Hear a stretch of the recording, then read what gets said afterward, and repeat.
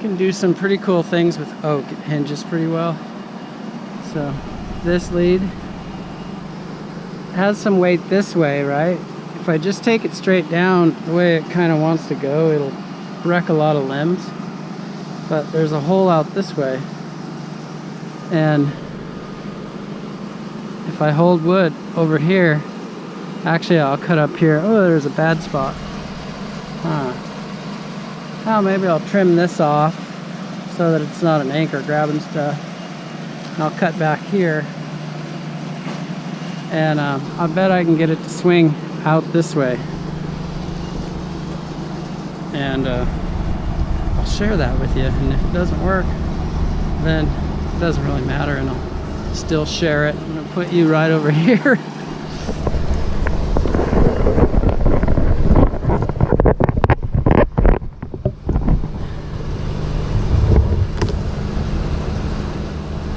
So it wants to go that way, but we're gonna take it this way.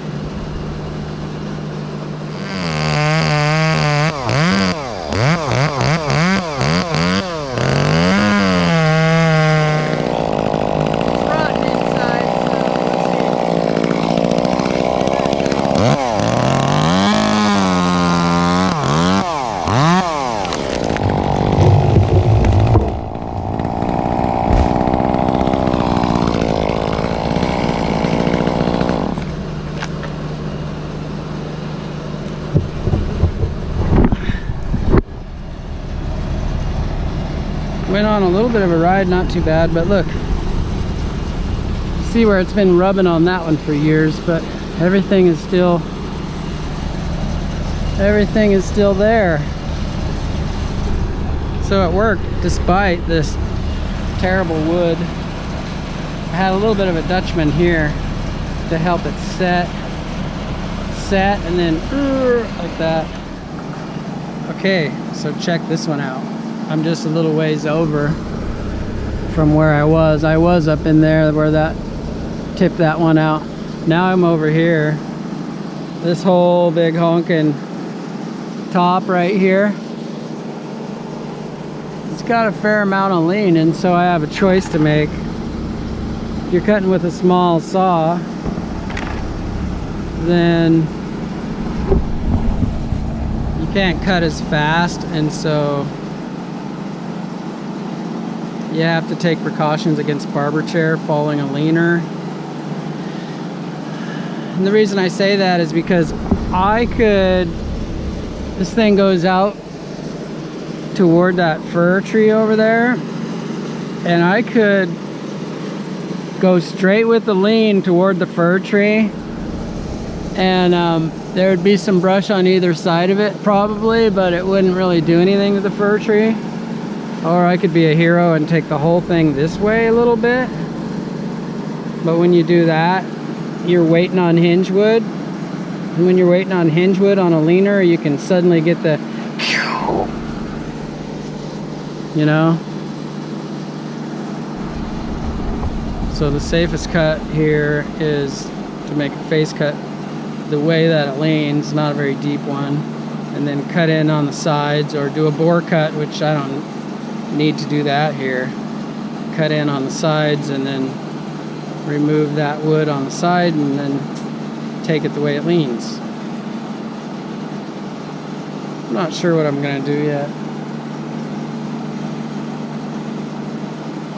I'll probably have to go for the hero cut. Okay, I put you guys on helmet cam. Do you see me? Is it working for you? All right, we're gonna take this puppy. We're just gonna go ahead and go for the hero shot that way, away from there. Just spill it right out into there. Have to hold a little bit of wood to do that, which is not the best scenario, but I got a feeling it's gonna work out.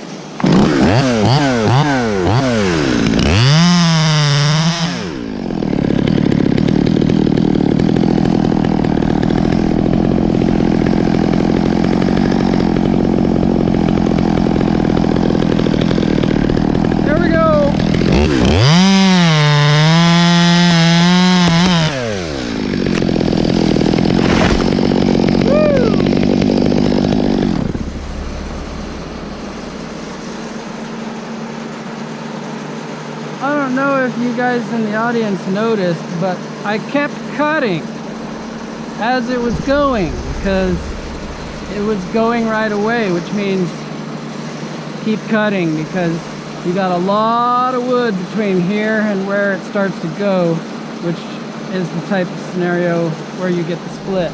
Okay, I don't know if you can see it if you're pointed the right way, but see this raised area right here?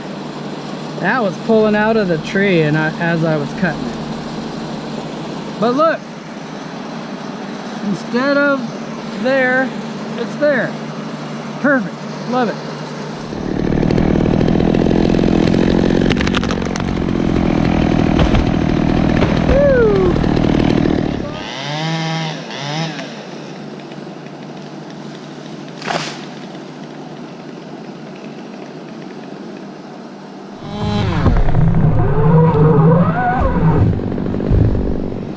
All right, we're gonna see how strong you are, Adam, because it ate pretty far into the crotch of the tree.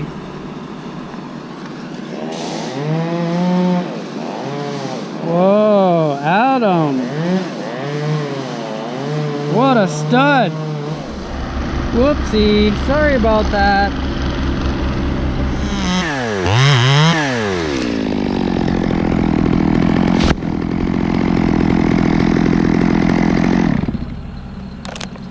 Flat. Me and Joe are headed to a storm job. For some reason. Yeah, you know it's 80 degrees. Yeah. I don't feel like confident that it's gonna be very massive.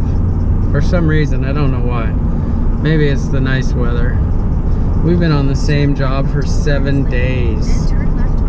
And it's a nice chance to leave Damien and Adam doing the same old stuff.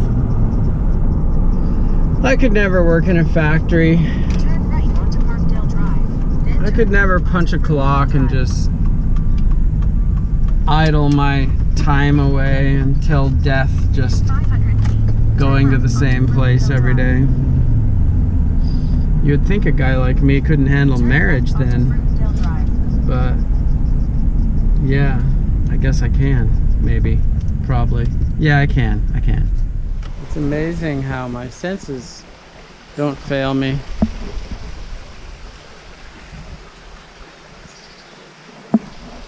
Should be able to handle that.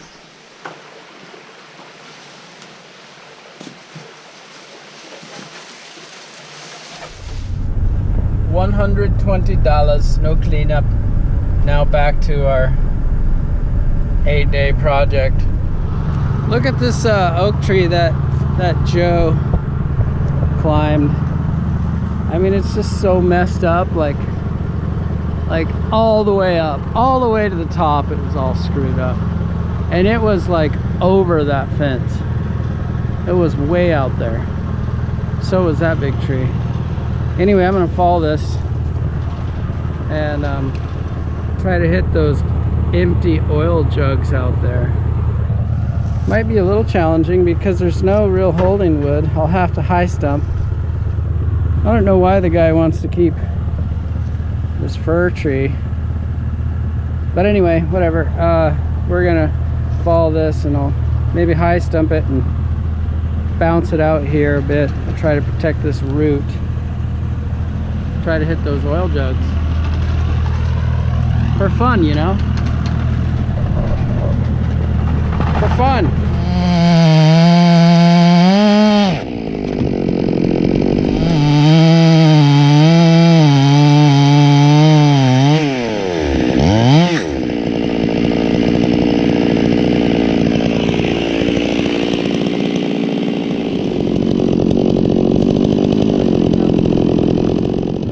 So I'm leaving a tiny Dutchman to compensate for the hook in the top of that.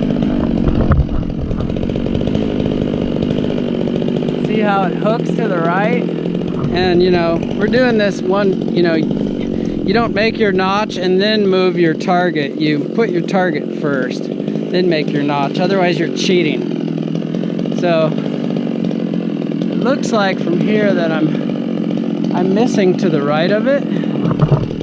See?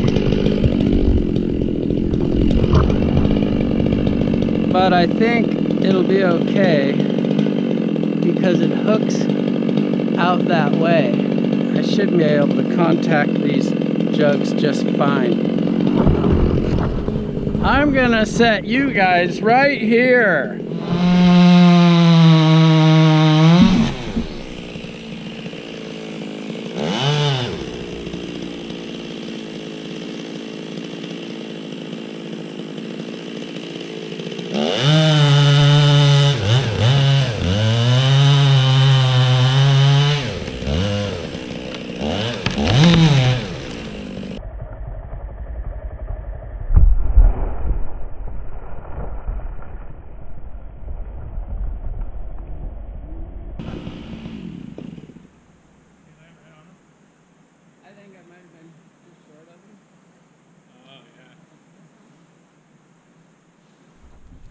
Whoops.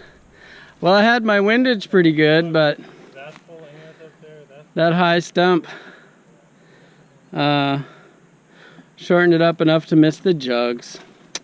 Oh well.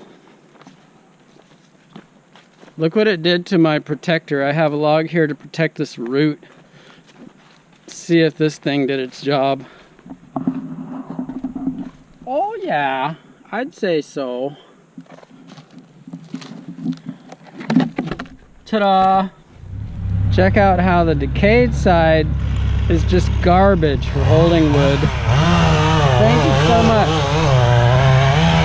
And the hinge, the good side has got pretty decent wood.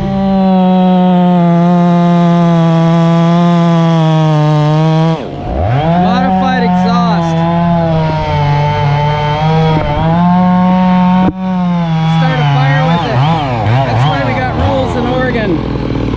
So anyway, let's try that again. New tree.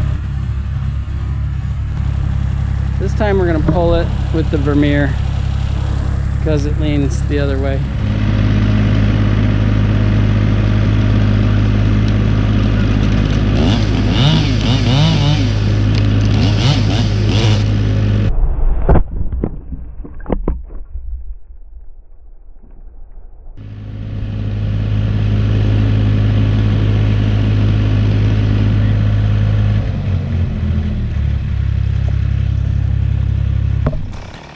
Did I scare this little camera? Did I? Did I?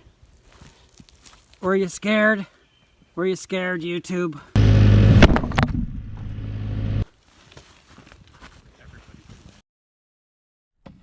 I thought I would just tell you guys this because it's kind of interesting. You might have noticed the face cut was like higher on this side. It was like, you know, the back of the hinge was like here and the other side was like this. Well, when I lined it up, I'm just talking about this because it's interesting. That's the only reason. I thought maybe somebody cares. But when I lined it up, I aimed a little to the right of the jugs because the tree leaned this way a little bit, right? These guys are gonna, yeah. Started and you're like, So, and then I got to second guess, like maybe I did it a little too much. And then when I made my undercut, I missed a little bit, so that I came in too deep on this side, and so I stopped, and so we were high on this side. How do I explain that? Here's the hinge. I mean, here's the face cut. See? pretty well. So you can see by looking at the face cut that I missed a little on this side, but we went ahead and knocked it out. And I decided to keep it as compensation because of second guessing my first aiming idea. And yeah, so it worked. And that's how it is. You just like feel your way through. And it's all calibration in there. It's so weird what the brain can do, and how when it's cool, and how when it's bad, it's really bad. And bridges collapse and stuff. Huh? Sometimes it goes from bad to badass. So we got a 440 dual port max flow, 25-inch bar. And Joe 660, 28. Non-modified? Modified air filter. Yeah, an exhaust. And modified air filter and exhaust here too, right? Are your rakers on fleek today? I don't know. So we'll call this Pit Viper versus Weimar. What are they? Weimar? I don't even know. The glasses. 3M. 3M, yeah. I'm 3M. I'm pretty interested because most days doing sauce is pretty good. All right, let's see. Where am I at?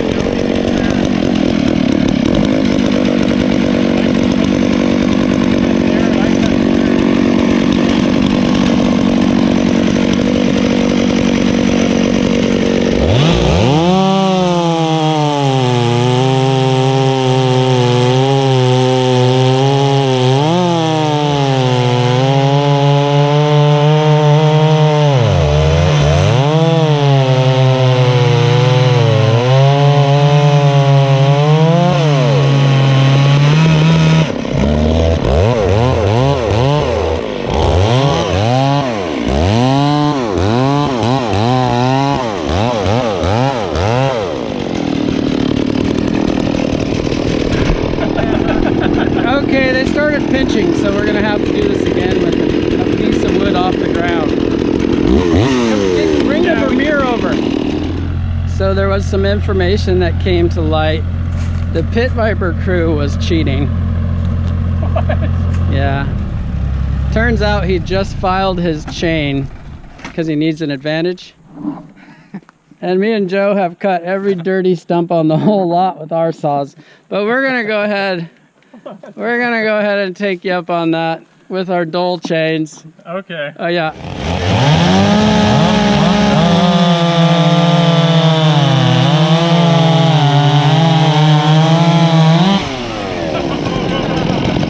So the guy on the back side does have the advantage because the weight of the log.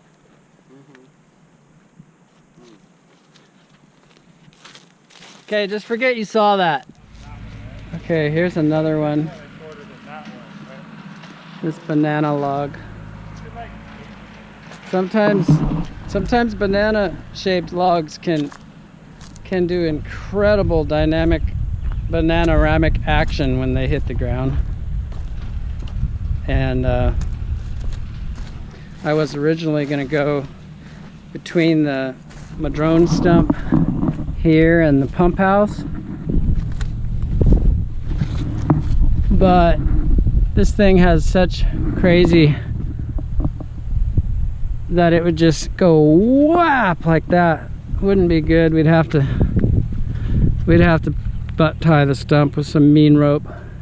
But if I go this way, it'll come short of that fir tree, and it'll take that banana out of it because it'll be falling with the curve out instead of the curve under. Does that make sense to you guys? Guys, gals, women and children, does it? Does it? Don't worry, Billy Ray, I'm not trying to take your thing.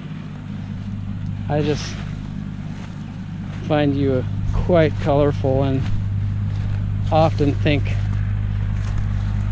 what Billy Ray might say.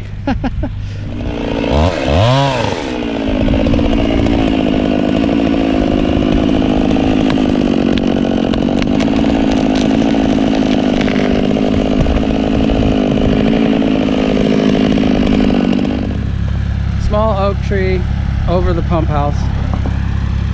It leans back up like this. We want it to go here, so we'll pull it pretty hard, compensating with a low pull because we have lots of power, and we'll lay it out right there.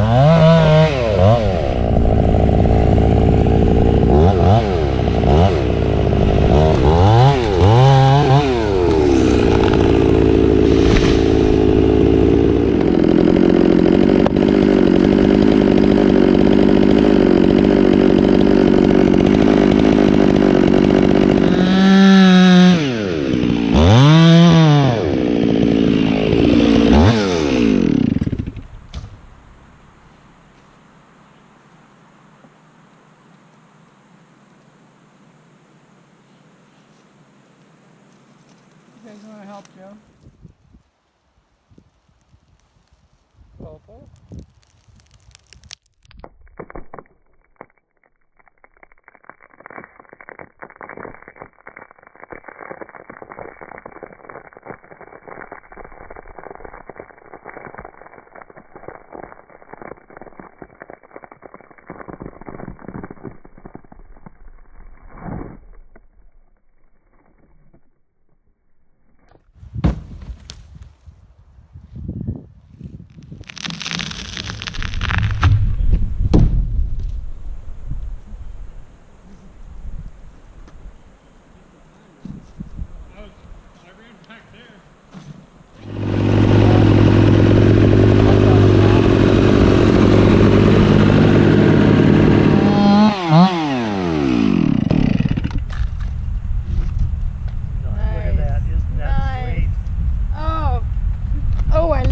Look at this. It's beautiful.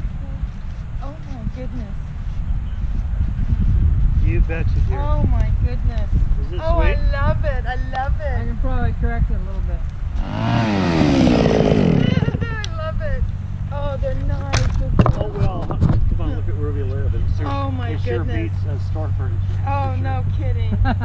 Yeah. No kidding. Sweet. No, thank Just that, love it. These Thank are little you. highlights that make, you know, nice. Yeah. Yeah. Very more, nice. It's more Winnie the Pooh style. Yeah, 100-acre wood. it's Yeah. all right. It's all right. Oh, I love it. The character. Tell me about Great. it. It's just great. And the one down there is so sweet. Oh, I know. Very nice. Very nice. Day 7.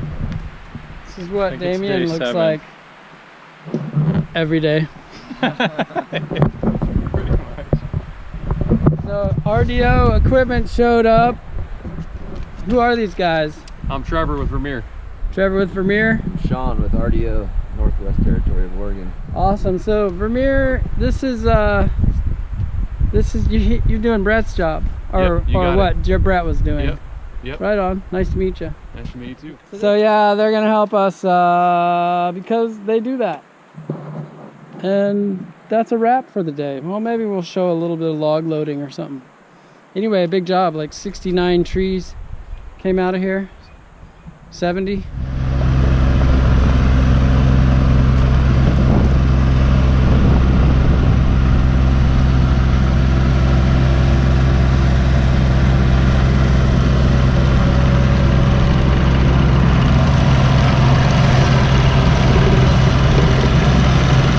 How many loads of wood have we hauled out of here?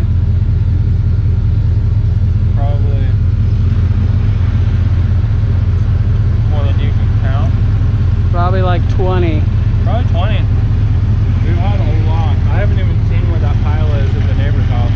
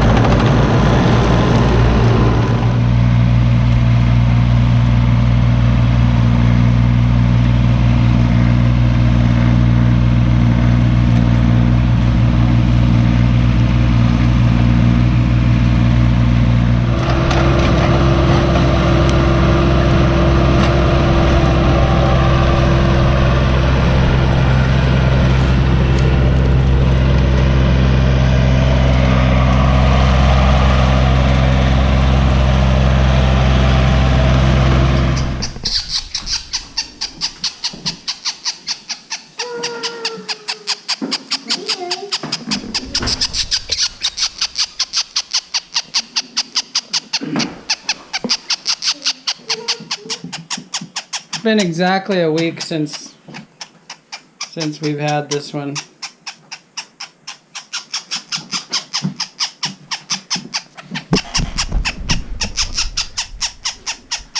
So this is the flicker update. We had 4 of them and 3 of them got kind of aggressive and killed one of their own brother or sister or whatever. Brother. And then we had another tree come down that had 4 babies in it, without feathers even. We were raising those up, but it just got to be so much work that we took them down to the wildlife rescue place. I think we could do a better job than them, because they didn't, you know, they weren't like jumping on it. Stat, get the whatever. Get the worm, stat. Anyway, but still, you can only raise so many woodpeckers at a time, you know? So we're down to 1, 7 of them to the animal rescue place, and this is the last one. We saved it because we're convinced we can raise it up. What should we name him? I don't know, but I'm pretty sure that one's a girl, because the other ones, they had like red on them. The other ones, they had red, that one doesn't. That's the only Males one. have red. They're flickers. Some people probably saw my video on Instagram, a live video where I was interviewing the woodpeckers. This is all they ever say. And this one right here is the noisiest out of all the other ones. That one was the noisiest. We figured since it was so rambunctious, it might be the hardiest. Anyway, pretty cool. That's the flicker update. Probably the killer too. Yeah, this is probably the killer of the other one, yeah. They're pretty savage. That one's the noisiest. And that one was the first one to start running around. Mm-hmm. He was running around, stepping and sitting on the other ones. Oh, hardcore. That was the one who was doing that. He learned his savage behavior from us. First we destroyed their home, and then we went and bought worms at the store and put them in a blender. That's pretty savage. So he's just a chip off the old block. Check it out. This is that savage circle of life thing I was talking about. Inside the syringe is blended worms that go in the blender live. Now watch what this bird does when it sees blended worms.